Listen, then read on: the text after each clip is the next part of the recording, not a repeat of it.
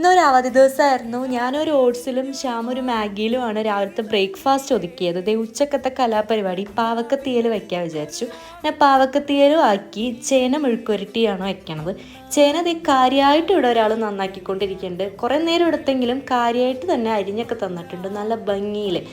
അങ്ങനെ ദേ കറിയൊക്കെ വെച്ചു. പിന്നെ ദേ ക്ലീനിങ് പരിപാടിയായിരുന്നു. അങ്ങനെ ദേ ഞാൻ പാത്രമൊക്കെ കഴുകി ശ്യാമ ദേ അടിച്ചൊക്കെ വരുന്നുണ്ട്. അതിൻ്റെ ഇടയിൽ ഞങ്ങൾക്കൊരു വിശന്നു. അപ്പോൾ നമ്മൾ പൈനാപ്പിളൊക്കെ മുറിച്ചതുണ്ടായി. അങ്ങനെ അതൊക്കെ കഴിച്ചു.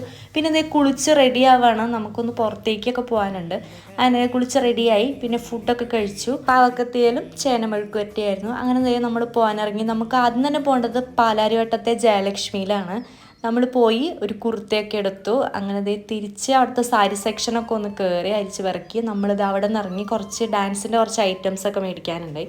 അങ്ങനെ നേരെ തിരിച്ച് എൻ്റെ വീട്ടിലേക്ക് വരണ വഴിക്ക് ഒരു മഴയൊക്കെ കിട്ടി. പിന്നെ അതേ ഡ്രസ്സൊക്കെ മാറി നേരെ തിയേറ്റർ അടുത്തേക്ക്. ആളെന്തോ കാര്യമായിട്ടുള്ള എന്തോ പണിയിലായിരുന്നു. പിന്നെ കുറച്ച് നേരം വർത്താനമൊക്കെ പറഞ്ഞ് ചായ കുടിച്ച് നേരെ ഡാൻസ് ക്ലാസ്സിലേക്ക്. അപ്പം അത്രേ ഉള്ളൂ.